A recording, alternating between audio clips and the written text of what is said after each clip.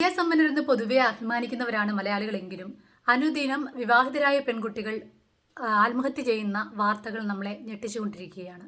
എന്തുകൊണ്ടാണ് ഒരു അബ്യൂസീവായിട്ടുള്ള റിലേഷൻഷിപ്പിൽ നിന്ന് ഒരു പെൺകുട്ടിക്ക് പെട്ടെന്ന് പുറത്തു കടക്കാനാവാത്തത്, അല്ലെങ്കിൽ അവരെ ആത്മഹത്യയിൽ ചെയ്യാൻ പ്രേരിപ്പിക്കുന്ന കാരണങ്ങൾ എന്തൊക്കെയായിരിക്കും എന്നാണ് നമ്മൾ ഇന്ന് ഈ വീഡിയോയിൽ ഡിസ്കസ് ചെയ്യുന്നത്. ഡൊമസ്റ്റിക് വയലൻസ് ഉള്ള അല്ലെങ്കിൽ ഗാർഹിക പീഡനമുള്ള ഒരു റിലേഷൻഷിപ്പിലാണ് ആ കുട്ടി അകപ്പെട്ടിരിക്കുന്നതെങ്കിൽ തീർച്ചയായിട്ടും അവരുടെ പ്രിയപ്പെട്ടവരെയോ അല്ലെങ്കിൽ കുഞ്ഞുങ്ങളുണ്ടെങ്കിൽ കുഞ്ഞുങ്ങളെയോ അവർ ആക്രമിക്കുമെന്നുള്ള ഒരു ഭയമാകാം പ്രധാനമായും ഡൊമസ്റ്റിക് വയലൻസ് ഉള്ള റിലേഷൻഷിപ്പിൽ നിന്ന് പുറത്തു കടക്കാതിരിക്കാൻ ആ കുട്ടിയെ പ്രേരിപ്പിക്കുന്നത്. ഏതെങ്കിലും രീതിയിൽ ആ കുട്ടിയെ ശാരീരികമായി ഉപദ്രവിക്കുന്ന ഭീഷണിപ്പെടുത്തുക, അല്ലെങ്കിൽ കുഞ്ഞുങ്ങളുണ്ടെങ്കിൽ കുഞ്ഞുങ്ങളെ ഉപദ്രവിക്കുന്ന ഭീഷണിപ്പെടുത്തുക ഒക്കെ അബ്യൂസർ ചെയ്യുന്നത് കൊണ്ട് പലപ്പോഴും അവർക്ക് ഇതിൽ നിന്ന് പെട്ടെന്ന് പുറത്തു കടക്കാനാവില്ല.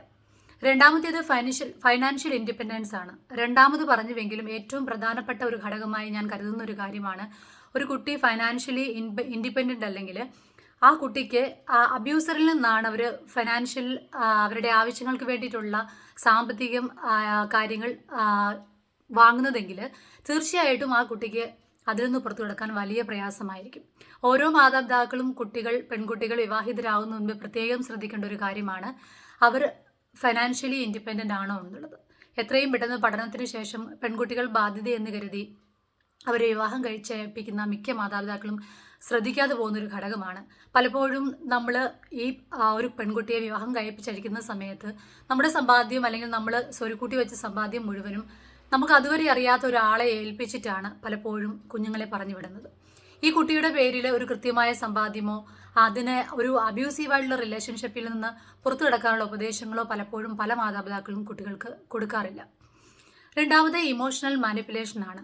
അബ്യൂസർ അത് അവരുടെ ഹസ്ബൻഡാണ് അല്ലെങ്കിൽ വീട്ടിലുള്ള ആളുകളാണെങ്കിൽ ആ കുട്ടിയിൽ തന്നെ ഓൾറെഡി ഒരു ഗിൽറ്റിൻ്റെയോ ഷെയിം, ആ കുട്ടി കാരണമാണ് പ്രശ്നങ്ങളെല്ലാം ഉണ്ടാകുന്നത് അല്ലെങ്കിൽ ആ കുട്ടിയുടെ കഴിവുകേട് കൊണ്ടാണ് പ്രശ്നങ്ങൾ ഉണ്ടാകുന്നതെന്നൊരു ഗിൽറ്റ് ഫീലിംഗ് ഓൾറെഡി ആ കുട്ടിയിൽ ഒരു ഷെയിം ഒക്കെ ഉണ്ടാക്കി വെച്ചിട്ടുണ്ടാകും.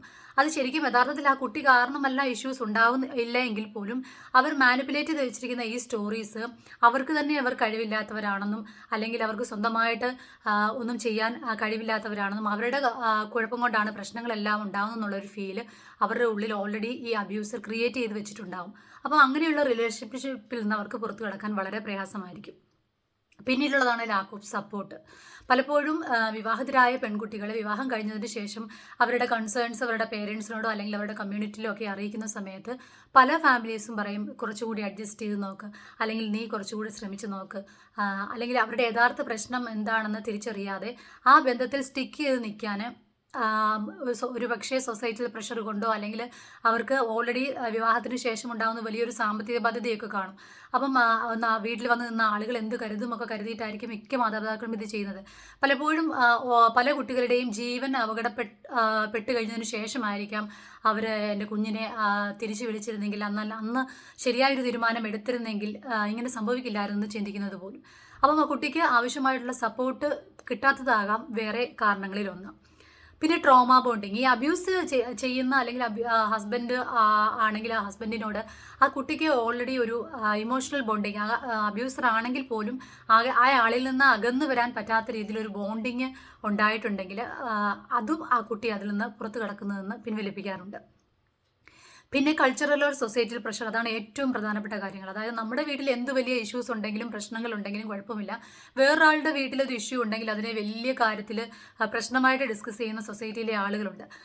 അതായത് നമ്മുടെ വീട്ടിലൊരു കുട്ടി എന്തെങ്കിലും പ്രയാസങ്ങൾ കാരണം വീട്ടിൽ തിരിച്ചു വന്ന് നിൽക്കുകയാണെങ്കിൽ ഏറ്റവും കൂടുതൽ പ്രശ്നം നമ്മളെക്കാൾ കൂടുതൽ സൊസൈറ്റിയിലുള്ളവർക്കായിരിക്കും. ഈ സൊസൈറ്റിയിൽ പ്രഷർ കാരണമാണ് പല മാതാപിതാക്കളും പല പെൺകുട്ടികളെയും വിവാഹത്തിലുണ്ടാകുന്ന പ്രശ്നങ്ങൾ വന്ന സമയത്ത് വീട്ടിൽ വന്ന് നിൽക്കാൻ എന്നൊക്കെ പിന്തിരിപ്പിക്കുന്നതിനുള്ള കാരണം. സൊസൈറ്റി എന്തു പറയും അല്ലെങ്കിൽ നമ്മുടെ കമ്മ്യൂണിറ്റി എന്ത് വിചാരിക്കും എന്നൊക്കെ കരുതിയാണ് പലരും പല ബന്ധങ്ങളിലും കുട്ടികളെ സ്റ്റിക്ക് ചെയ്ത് നിൽക്കാൻ പ്രേരിപ്പിക്കുന്നത്. ഇത് വളരെ അപകടത്തിലേക്ക് കൊണ്ടുപോവുകയും ചെയ്യും. പിന്നീട് മെൻ്റൽ ഹെൽത്ത് ആണ്. അപ്പം ആ കുട്ടിക്ക് ഇത് ഈ ഓൾറെഡി ഉണ്ടായിട്ടുള്ള എക്സ്പീരിയൻസിൽ നിന്നൊരു ഡിപ്രഷനോ അല്ലെങ്കിൽ ഒരു ആങ്സൈറ്റിയോ ഒരുപാട് മെൻ്റൽ ഹെൽത്ത് ഇഷ്യൂസ് ഒക്കെ കാണും. അപ്പം പെട്ടെന്നൊരു ആക്ഷൻ എടുക്കാൻ, അതായത് പെട്ടെന്ന് നിന്ന് പുറത്ത് കിടക്കാനോ അല്ലെങ്കിൽ പെട്ടെന്ന് എന്തെങ്കിലും ഒരു തീരുമാനം എടുക്കാനോ കഴിയാതെ വണ്ണമുള്ള ഒരു മാനസികാവസ്ഥയിലായിരിക്കാം ആ കുട്ടി. അതുകൊണ്ടായിരിക്കാം ചിലപ്പം ആ കുട്ടിക്ക് പുറത്ത് കിടക്കാൻ കഴിയാതെ പോകുന്നത്. പിന്നീടുള്ള പ്രധാനപ്പെട്ട ഘടകങ്ങളിലൊന്നാണ് കുട്ടികൾ. കുട്ടി ഈ റിലേഷൻഷിപ്പിൽ സ്റ്റിക്ക് ചെയ്യിക്കാൻ പ്രധാനപ്പെട്ട കാരണം ചിലപ്പം അവരുടെ കുഞ്ഞുങ്ങളുടെ വെൽബീയിങ്ങിനെ പറ്റി, അല്ലെങ്കിൽ അവരുടെ ഫ്യൂച്ചറിൽ എന്ത് സംഭവിക്കും, അല്ലെങ്കിൽ എൻ്റെ കുഞ്ഞുങ്ങൾക്ക് ഞാൻ ഒരു സെപ്പറേറ്റഡ് മദർ ആണെങ്കിൽ, അല്ലെങ്കിൽ എൻ്റെ കുഞ്ഞുങ്ങൾ സൊസൈറ്റി എങ്ങനെയായിരിക്കും കാണുന്നത്, അല്ലെങ്കിൽ അവരുടെ ഒരു ഫൈനാൻഷ്യൽ നീഡ്സ് എങ്ങനെയായിരിക്കും എനിക്ക് ഒറ്റയ്ക്ക് മീറ്റ് ചെയ്യാൻ പറ്റാവുന്നത് എന്നൊക്കെയുള്ള ഒരു കൺസേൺസ് കാരണം പലരും ഈ ബന്ധത്തിൽ നിന്ന് പുറത്തു കടക്കാതെ ഈ ബന്ധത്തിൽ തന്നെ സ്റ്റിക്ക് ചെയ്ത് നിൽക്കാൻ കാരണമാകുന്നുണ്ട്. പിന്നെ ലാക്ക് ഓഫ് റിസോഴ്സസ് ആണ്. ഇവരെ ഹെൽപ്പ് ചെയ്യുന്ന ഒരു കമ്മ്യൂണിറ്റിയോ അല്ലെങ്കിൽ അവർക്ക് നിയമപരമായ വശങ്ങൾ കറക്റ്റായി പറഞ്ഞു കൊടുക്കുന്ന ഒരു ഹെൽപ്പോ കിട്ടാത്തത് കാരണം ഇതിൽ നിങ്ങൾ സ്റ്റിക്ക് ചെയ്ത് നിൽക്കേണ്ട ആവശ്യമില്ല, അല്ലെങ്കിൽ നിങ്ങൾ ടോക്സിക് ആയിട്ടുള്ള ഒരു റിലേഷൻഷിപ്പ് ആണെങ്കിൽ നിന്ന് പുറത്തു കടന്നാൽ സഹായം ലഭിക്കുമെന്നും ശരിയായ രീതിയിലുള്ളൊരു ഗൈഡൻസ് കൊടുക്കാത്ത ആളുകളില്ലാത്തതും ഒരു കാരണമാവാം. പിന്നെ ഏറ്റവും പ്രധാനപ്പെട്ട ഘടകം ഷെയിമും നമുക്കുണ്ടാകുന്ന ഒരു സ്റ്റിഗ്മയാണ്. അതായത് ഇങ്ങനെയൊരു സംഭവത്തിൽ നിന്ന് ഞാൻ പുറത്തു കടന്നാൽ സൊസൈറ്റി എങ്ങനെയായിരിക്കാം എന്നെ സ്വീകരിക്കുന്നത്, അല്ലെങ്കിൽ മറ്റുള്ള ആളുകൾ എന്തായിരിക്കും കരുതുന്നത്, ഇനി മുൻപോട്ട് എനിക്ക് എങ്ങനെ മുൻപോട്ട് പോകാൻ പറ്റും, എനിക്ക് മുൻപോട്ട് ഇനിയും പോകാൻ കഴിയില്ല എന്നൊക്കെ കരുതുന്ന ഇതും ഒരു കാരണമാവാം. അപ്പം നമ്മൾ ഈ പ്രധാനപ്പെട്ട കുറച്ച് കാര്യങ്ങളാണ് ഡിസ്കസ് ചെയ്തതിനകത്ത്.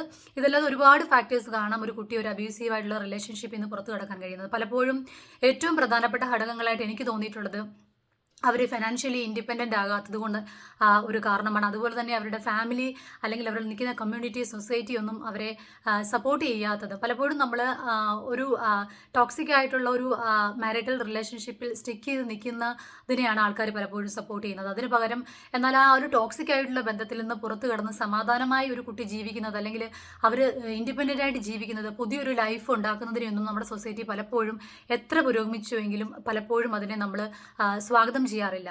അതുകൊണ്ട് തന്നെയാണ് അനുദിനം ഓരോ കുട്ടിയും ഇങ്ങനെയുള്ള റിലേഷൻഷിപ്പിൽ അകപ്പെട്ട് കഴിഞ്ഞതിന് ശേഷം പുറത്തു കടക്കാനാവാതെ ഇനി മുൻപിൽ വേറെ വഴിയില്ല, എനിക്ക് നല്ലൊരു ജീവിതം ഇനിയില്ല, എനിക്കിനി മുൻപോട്ട് ഒരടി പോലും വെക്കാൻ സാധിക്കുന്നില്ല എന്ന് കരുതി ജീവിതം അവസാനിപ്പിക്കുന്നത് തന്നെ.